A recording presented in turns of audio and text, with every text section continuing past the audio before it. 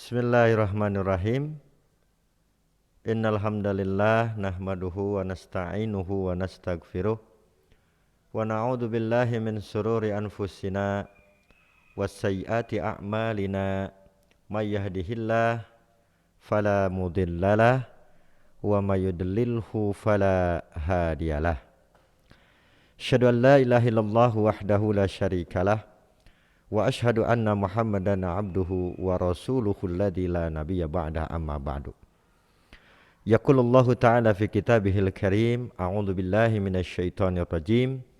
Wasta'inu bis sabri was shalah wa innaha lakabiratun illa 'alal khashi'in alladzina yazunnuna annahum mulaqu rabbihim wa annahum ilaihi raji'un. Wa qala aidan wa in ta'uddu ni'matallahi la tuhsuha. Al-ayah. Anak-anakku yang Bapak cintai dan Bapak banggakan, alhamdulillah, puji syukur kehadirat Allah Subhanahu wa taala. Hari ini kita masih diberikan kesempatan, masih diberikan jatah usia, masih diberikan kesehatan oleh Allah Subhanahu wa taala. Dan yang paling penting, kita masih diberikan berbagai macam kenikmatan oleh Allah Subhanahu wa taala. Dari sekian banyak kenikmatan yang Allah berikan kepada kita, maka perintah Allah cuma satu, yakni mensyukuri seluruh nikmat yang telah Allah berikan kepada kita semuanya. Dan jika Allah memerintahkan kepada kita untuk menghitung seluruh nikmat yang Allah berikan kepada kita, maka tentu kita tidak akan bisa untuk menghitung seluruh nikmat yang Allah berikan kepada kita. Wa in ta'uddu nikmatallahi la tuhsuha. Jika kita diperintah oleh Allah untuk menghitung nikmat, maka niscaya kita tidak akan pernah bisa menghitungnya.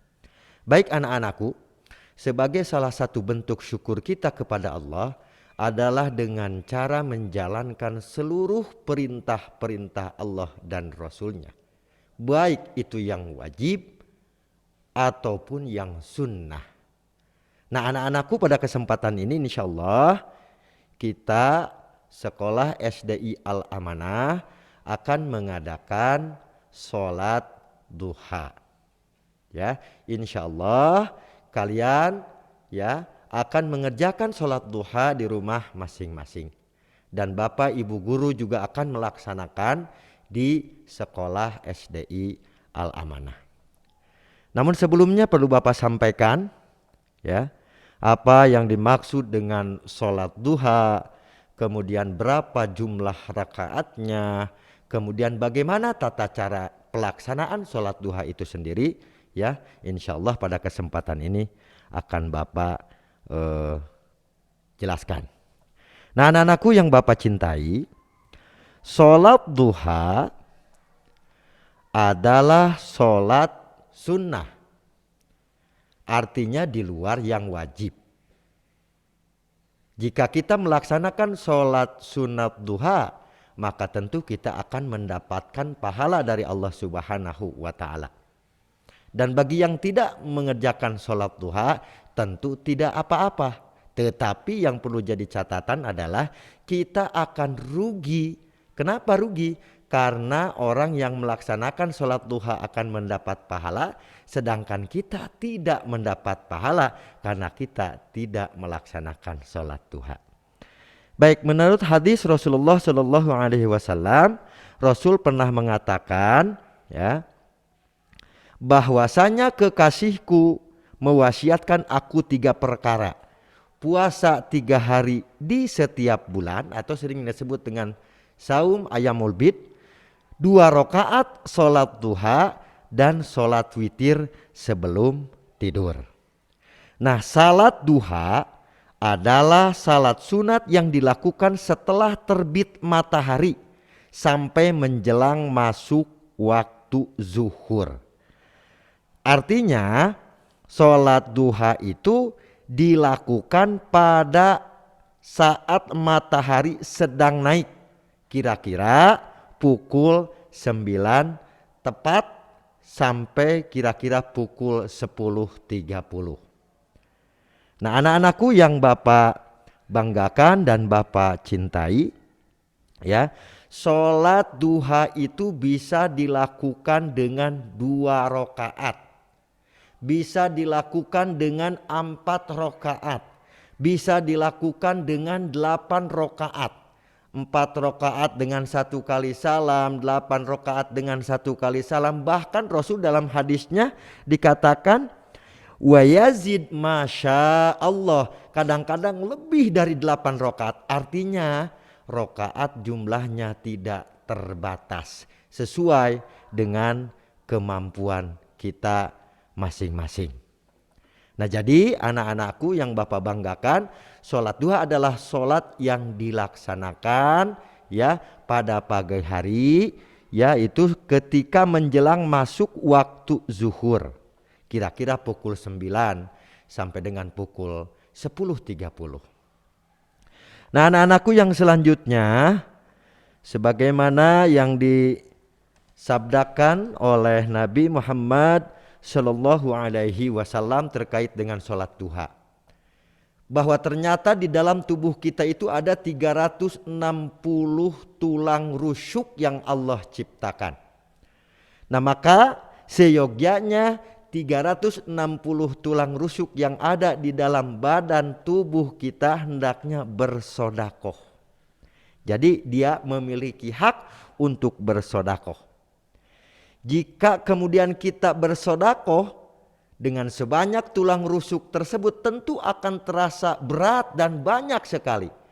Tetapi Rasul mengatakan kalau kita tidak mampu untuk bersodakoh sebanyak yang demikian, maka cukup dengan melaksanakan sholat duha sebanyak 2 rakaat.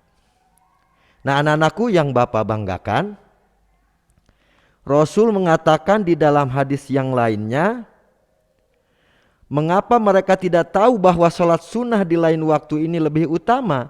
Sesungguhnya Rasul pernah bersabda bahwa ketika seseorang mengeluarkan dahak di dekat masjid, kemudian ia tutup dengan pasir atau memindahkan duri di tengah jalan, itu merupakan sodakoh. Dan jika itu pun terasa berat, maka cukuplah bagi kita untuk melaksanakan sholat duha.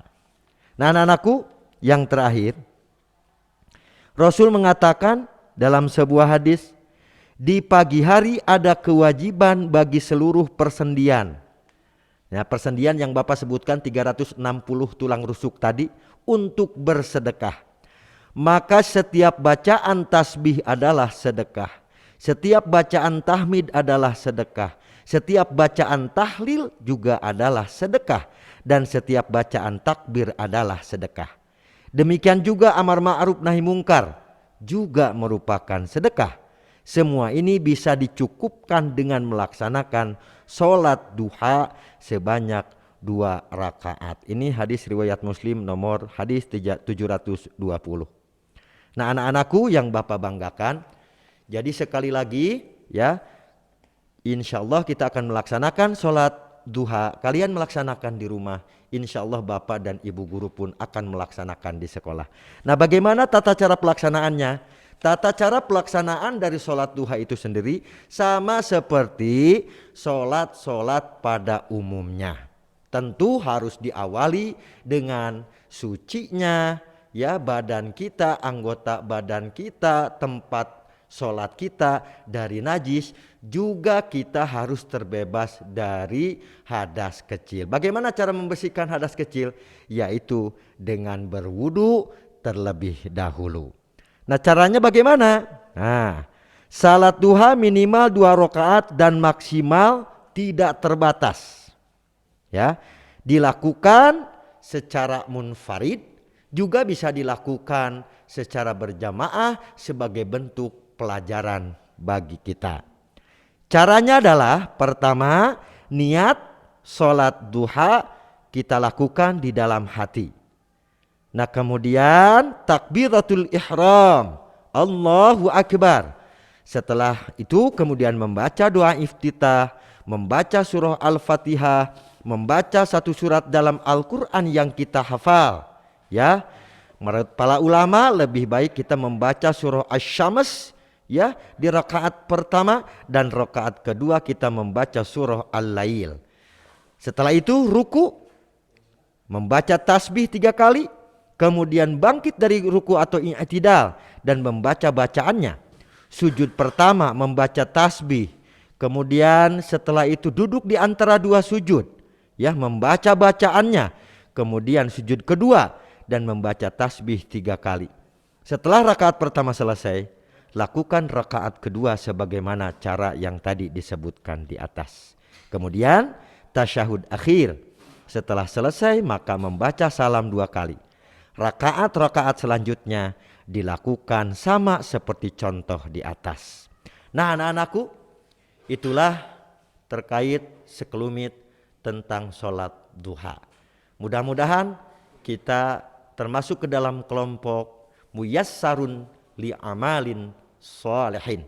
Orang-orang yang mudah dipermudah oleh Allah hati kita, badan kita, pikiran kita untuk senantiasa beramal soleh. Anak-anakku, selamat melaksanakan sholat duha.